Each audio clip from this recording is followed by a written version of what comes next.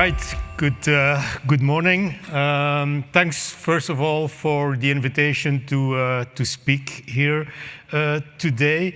Also, congratulations to the conference organizers. I think it's a really inspiring conference till now. Certainly yesterday about AI, I think it's really an eye-opener. But I think also today talking about the people, because this is probably one of the biggest lessons learned, that it's the people that make an operation successful. I see AI as a tool.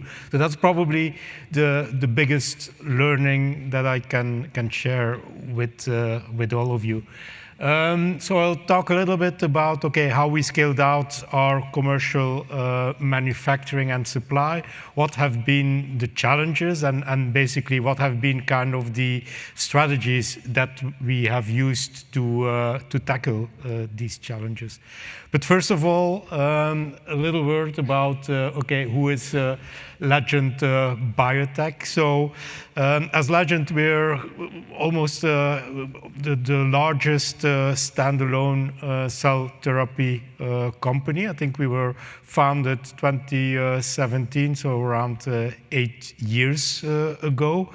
We grew very fast. Today we're close to or over 2,800 employees globally, all working on inventing, commercializing, producing, bringing innovative cell therapies to patients. We have our commercial CAR-T, CARVYKTI, on the market together with J&J as our partner. And next to that, we have 10 pipeline programs, all focused on blood cancers, solid tumors, and then a little bit outside, of course, the cancer area, the autoimmune diseases. And in order to tackle these diseases, our vision is really we're pursuing cure for these diseases. We are using different platforms. We have our autologous platform, allogeneic platform, and then also our in vivo technology to this. Typically, although we are a standalone company, we work in partnerships like with Johnson & Johnson for CARVYKTI, and then Novartis for some of our pipeline products. So this is about who we are.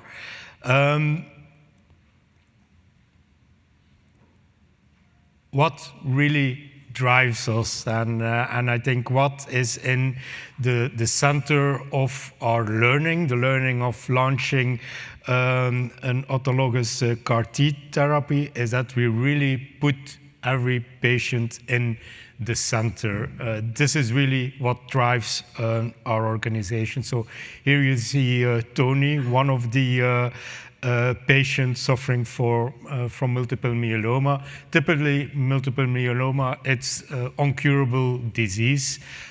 Patients have a very, very challenging treatment history, cycling in and out of the hospitals, phases of remission followed by relapse. So with our one-off infusion, our one-off CAR-T therapy, we really change the life of the patient. We really create hope for the patients, hope even for a cure, which is really, really new into the multiple myeloma field. And this is really, the focus on the patient is really what is driving our whole organization, which is driving our people, inspiring our people to really go the extra mile every day. Because this is really needed if we look at a CAR-T therapy and manufacturing and supply chain. If we compare it with traditional manufacturing, small, large molecule, yes, the patient is important always. The patient is at the end of the supply chain. And basically, you start with manufacturing, you keep product in inventory, then you distribute, and through the pharmacist, you bring it towards the patient. If you launch a new product, you have the advantage that you can build some inventory, and from the moment you have the approval, you can really start the distribution. Typically, 6 months, more than 6 months. I think 6 months, it's already pretty positive. If you look from API manufacturing, we talk about supply chains of years, actually, before we reach the patients. I think we all know a CAR-T supply chain, it's completely different. It was said yesterday also, you don't have an inventory. Your people are really at the center of your whole supply chain, and what we call in the situation of a CAR-T, a vein-to-vein chain. So it's a fully personalized manufacturing and supply chain. People in manufacturing are at the center, and they serve the patient. It starts with the patient, and it ends with the same patient. So this is really a completely different paradigm. So it starts with the doctor making a decision for a specific patient to be eligible for a CAR-T. It's referred to an apheresis center, cryo, shipment into the manufacturing plant, and then the whole process starts for that individual patient, manufacturing, testing, releasing the product, freezing again, going to the treatment center where the patient receives the infusion, and then you have like the regular follow-up through the doctor's office on how the patient is doing. So a completely different setup, and you don't have 6 months, you don't have a year, you have 4 weeks basically, and within this 4 weeks you need to be very reliable on supplying these CAR-T cells to the patient. I'll come back to that later, why these 4 weeks are so important.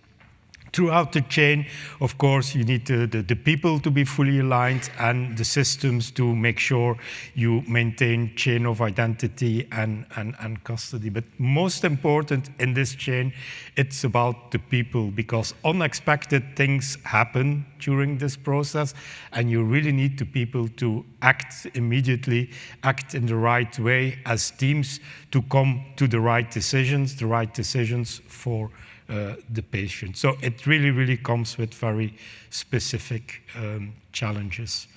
So what are these challenges now? The challenges that you really have to overcome and that we really focused on in the launch of CARVYKTI. So first of all, it's scalability. How to scale from one patient, from a patient like Tony, to 10,000 of patients every year, basically. So this is a huge challenge, and it's not only about manufacturing and QC and testing and release, it's throughout that whole vein-to-vein chain, throughout kind of educating doctors, throughout treatment centers, cryo centers. You need to scale up that whole chain. Secondly, it's sometimes already challenging for one patient, but how can you build in reliability into your manufacturing process so that you really have predictable outcomes for your patient? And manufacturing process, it's pretty manual, and it's variable. Again, people are there in the center of the process. But you really need to make sure that you get the predictability. You have the most difficult, the most variable starting material you can imagine. It's cells of a sick patient. You cannot have more variable starting materials. And still, you need to come to a very reliable, predictable manufacturing outcome.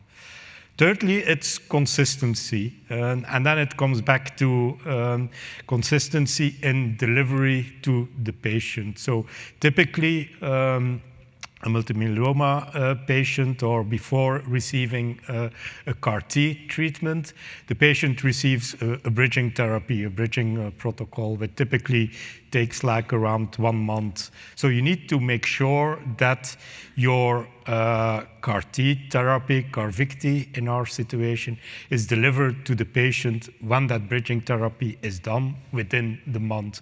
Not earlier, but certainly not later. So you need to be very reliable on that. And last but not least, and that's where I'm personally very, very passionate about, it's affordability. It's a fantastic option that you give to patients, a CAR-T treatment. But I think as an industry, we need to make sure we can create that option for many more patients, and therefore we need to get the costs down because it's still pretty expensive to make it. So there I think it's our challenge.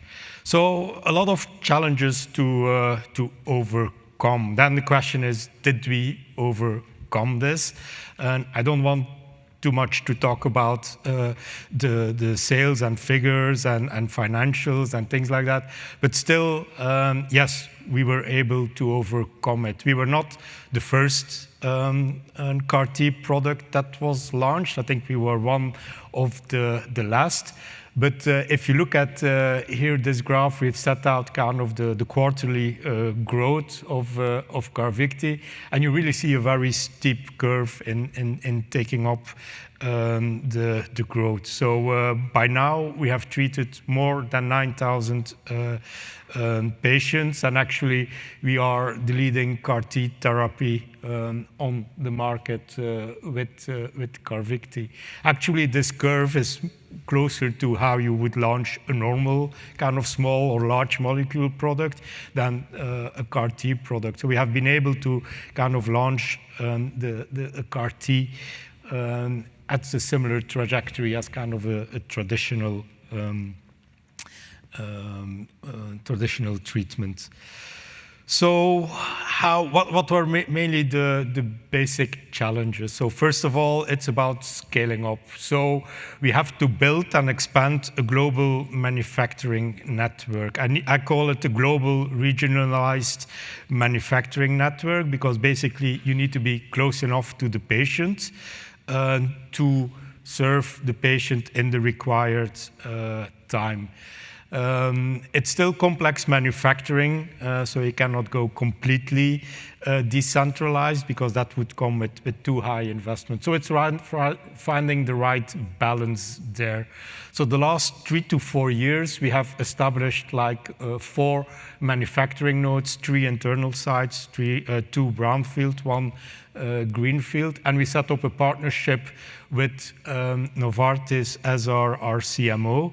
In order to kind of expand our capacity. So I'm not going to go in detail. I just want to give kind of a flavor of the complexity of like establishing these manufacturing nodes in kind of 3 to 4 years. And today, I think we can be very proud.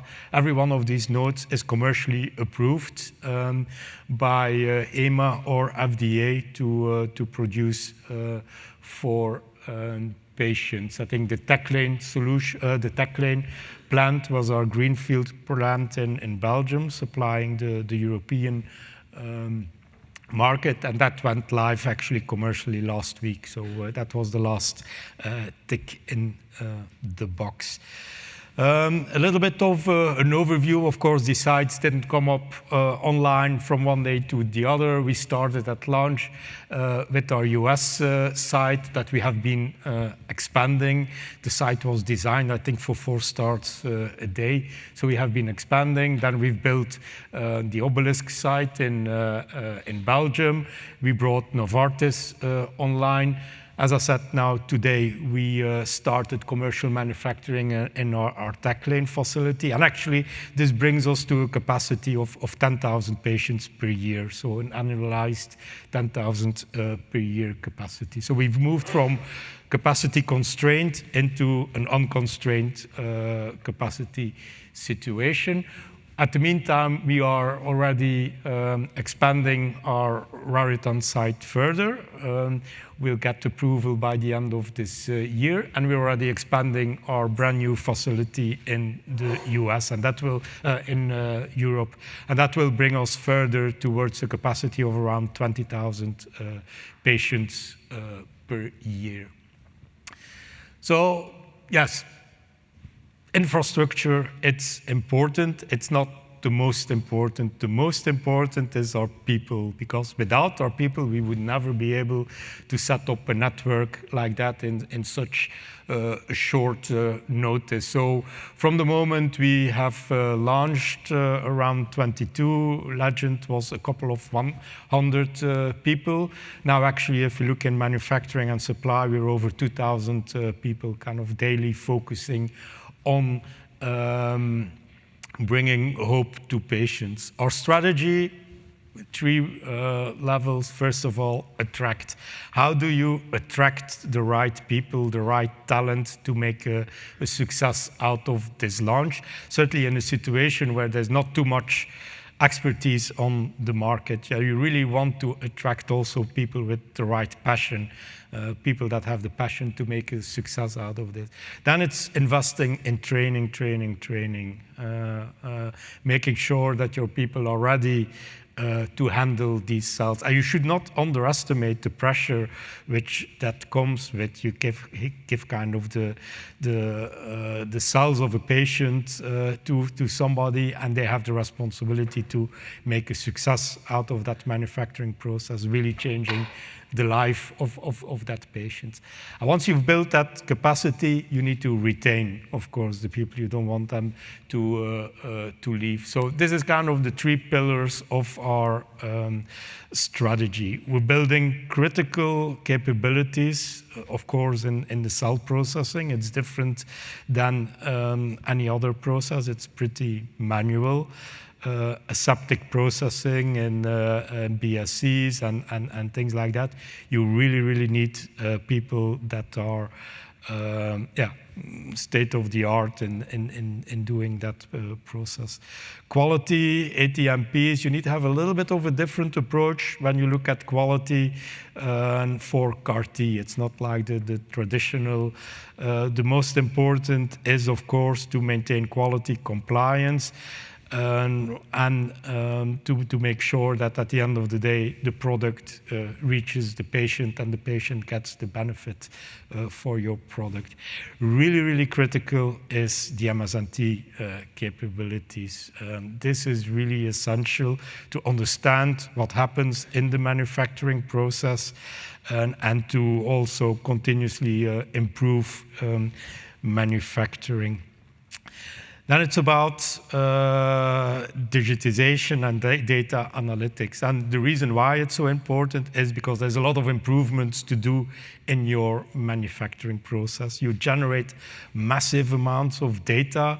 You need to do something with these data, and people need to understand the data in order to improve. And it's not about massive data analytics. Sometimes it's really looking at specific problems and try to understand how it works. So I think we've been able to build really an industry-leading cell therapy organization that's reflected in this successful launch. People are essential. The people need to be inspired to go the extra mile. And basically what is inspiring our people, it's the patient. The patient experience, relentlessly day in, day out, focusing on how can we maximize the patient experience. And the first thing, it's, as I said, predictable manufacturing outcomes. We are really looking at the first time success rate from our manufacturing process. When we launched CARVYKTI in 22, we had an overall out-of-spec range of around 30%, so or higher. So that means that 1 of the 3 patients do not receive their CAR-T therapy in time, and worst case, even to not receive it because something went wrong in the manufacturing. Really proud today that we can say our overall manufacturing success rate is more than 97%. So more than 97% of patients actually get their CAR T cells infused. And our first-time pass rate is close to 90% in our main Raritan facility. So I think this is a huge improvement. We continuously go further than that because we want to have our OS rates in really the low single-digit percentages. We were achieving that whilst we were growing our output significantly. So I think this is something we are really, really proud of. So it's about driven by improvements we have made to the lenti viral vector. We talked about yesterday also the importance of that.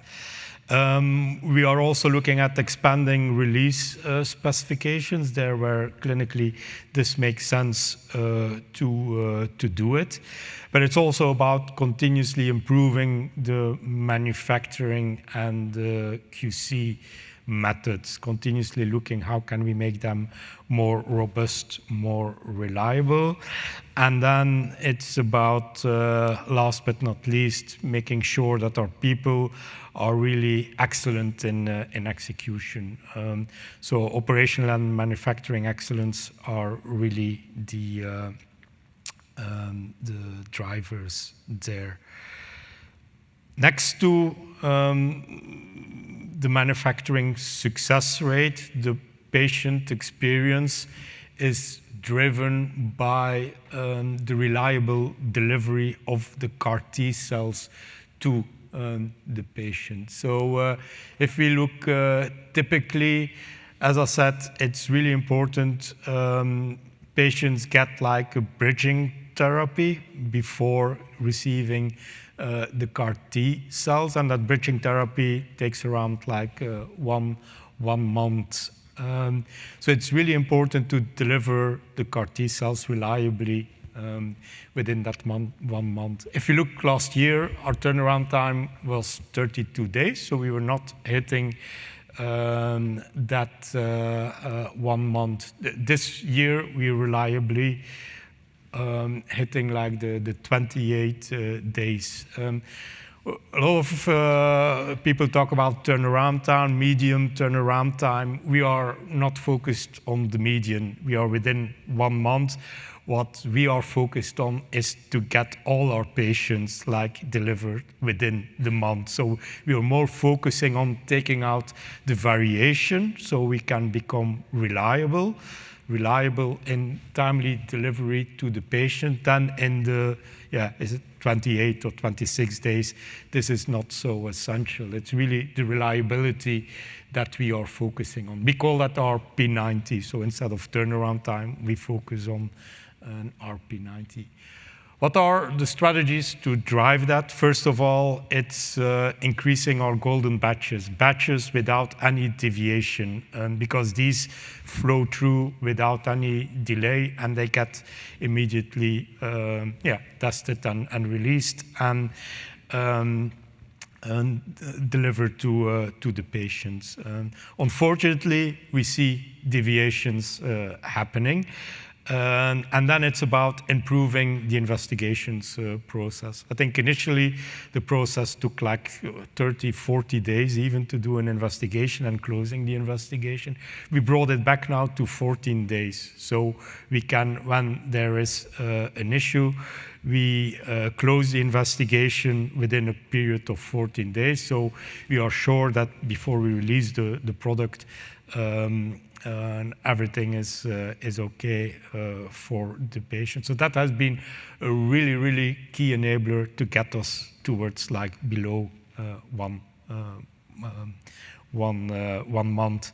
Then it's about improving the reliability of the manufacturing methods, and then also the in and outbound logistics. You really have like an opportunity for a vein-to-vein chain to have it like a one-piece flow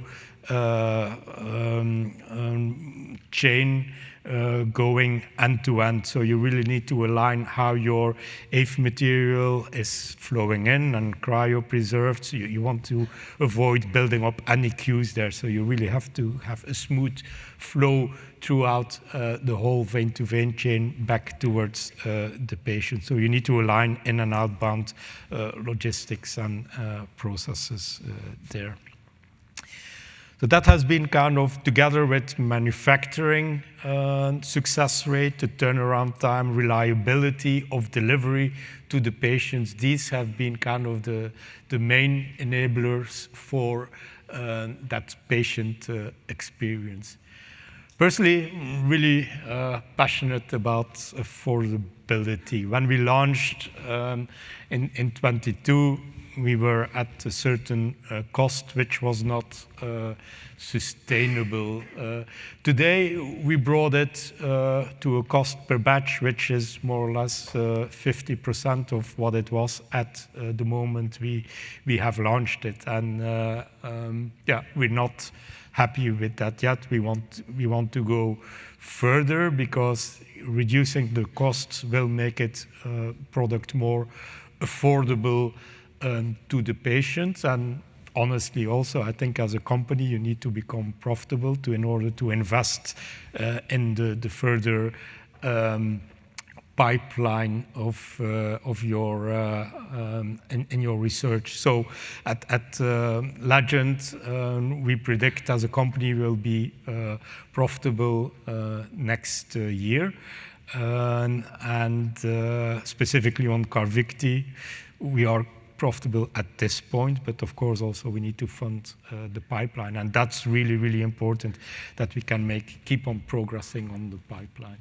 So first of all, what helps? Economies of scale. I think yesterday it was also that your volume increases, your cost goes down. It's materials and consumables which come with a very high cost. Unfortunately, initially also very high scrap levels. So you need to work on both better prices from the suppliers, but also avoiding your scrap levels. Lean manufacturing, we're massively investing in that, building the capabilities of Lean, Six Sigma, and educating our workforce to bring these improvements. And then basically, and that's pretty nice in this story, everything where you really focus on enhancing the patient experience helps you also to reduce the cost. So you don't per se have to focus on cost reduction, you focus on the patient, and as a result, your cost comes down. So avoiding investigations, that's the first thing we talk about in reducing turnaround time. Looking to improve the process and optimizing the logistics. These are all kind of initiatives that are bringing the cost down. So I think we've made really significant improvements on that, but we're not there yet. We really, really want to go even further, probably closer to like 1/3 where we were at the launch to really be sustainable. So what's next now? Let's talk about automation. I think with everything we are doing, I think automation looking forward is really the game changer. Yes, we can drive efficiencies like with operational excellence, but I think the future sits in automation and even in autonomous manufacturing. So how does it work? And probably several under you are kind of in different stages, but basically when you start with clinical manufacturing, you're in a very manual paper environment, analog environment, you have batch records on paper and things like that. And the first thing you do is investing in paperless. You're introducing MES system, LIMS, ERP, electronic planning systems, and this creates kind of that digital environment in which you operate. By doing that, you create massive amounts of data. And we are now in that stage that you'll see later. We've treated close to or more than 9,000 patients, 9,000 patient batches. Every batch comes with thousands of data, so you have like massive amount of data that you capture all in a data lake. Our focus now really is twofold. It's first of all, it's how can we close the process, because there are still like open manufacturing steps in the process. The first thing is how to close them, because these come like also again from a patient experience and risk. Of course, when you close the process, you come with very much higher levels of sterility assurance and compliance. So this is where we are really focusing on. Then the second focus is how can we automate the process. First, kind of driving lean operational effectiveness, and then automating the process, bringing in robotics. So how can you adjust some of the manual unit operations to operations executed by robotics? And there, I think, the power comes if you can combine robotics with like all the data and artificial intelligence. We're not there yet, but actually yesterday, hearing through the presentations, I think it comes with some inspiration on how can we now really apply artificial intelligence to use the data we have to kind of optimize our process. And I really think that that can bring us to automated, autonomous manufacturing, where the process kind of is self-directing, self-correcting, and we are actively already doing some experiments on this one. This is the game changer because it will work on all the areas. It will enable scalability, scaling up and down. It will enable robustness, reliability of the process because it takes out human variability. And it will, at the end of the day, also generate the cost efficiency. So to conclude, where are we now today? So yes, we have been able to scale up or scale out our manufacturing. We're treating close to 10,000 patients over the next couple of weeks. We have a global, regionalized, scalable manufacturing network. We have been able to drive the patient experience with the manufacturing rate, success rate of 97%, and really reliable delivery to patients within that critical 1 month. And I think we are on the right trajectory to reduce the costs and enable global patient access. But more important, this is not about operational metrics. I think this is about changing lives of the patients. After every number here, there's a patient, there's a family, there's hope from an individual for a cure, which was not there before. And this is really, which is driving our whole organization and all our teams in kind of every day going that extra mile for the patient. So thanks very much for the day.